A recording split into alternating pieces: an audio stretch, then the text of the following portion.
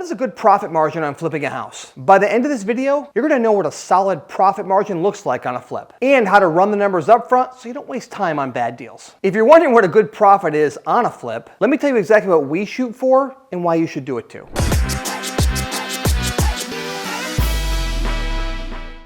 We have flipped over 1,200 houses and counting, and I can tell you this. Most beginners expect either way too much or way too little. There is a formula that we use on every deal that we buy, and if the numbers don't hit, we walk. In this episode, I'm going to show you exactly what that looks like. So what does profit margin really mean? Well, first off, let's define a few things.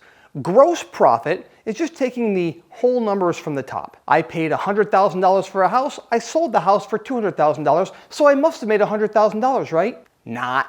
But a lot of times in magazines, that's what they do because they go based on numbers they see on tax records. They only see what you bought and what you sold for. So don't be misled by those numbers. They're forgetting some very important numbers like renovation and holding costs. And that leads us to a net profit. Think of it in these simple terms. Net profit is exactly how much money you have left at the end of the deal from the day you purchased it, to the day you renovated it, to the day you sold it.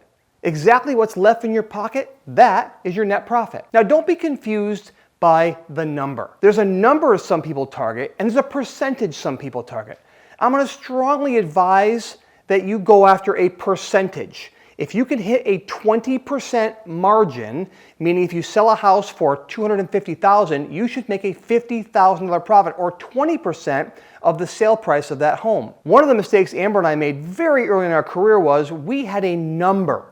We used to say to ourselves, if we run the numbers and we can make a $20,000 profit, we'll do the deal. And while those numbers make sense at some level, when you start getting to higher volume houses, they don't make sense anymore because the cost to renovate a more expensive house is more expensive. So you can burn into that $20,000 a lot faster. So we focused on a 20% margin on every house. That will keep you protected because remember, we are investors. We do take risks, but we want to take what's called a calculated risk, not a risky risk. So by having a margin that you work off of, you can protect the downside in your investment. Now, the lower the deal, the higher that margin needs to be. If you're selling a house for $100,000 when it's all said and done, yes, they're still available in the country, you're going to have to make a $20,000 profit, which is a 20% margin. So the numbers kind of work there. But if you say to yourself, well, Glenn, I'm okay making a 10% margin. On a $100,000 house, that's a $10,000 profit. That gives you no room or no margin of error for a problem that arises. And you will get burned on that deal. Now, if you're working in a place like Southern California or Las Vegas or a high price market, your margin percentage might be less, but the dollar figure is more. Let me give you an example.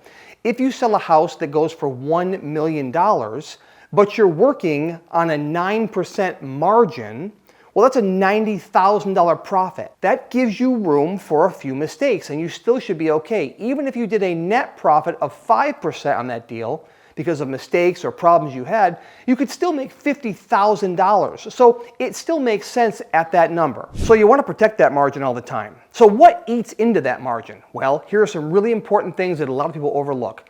Number one, holding costs.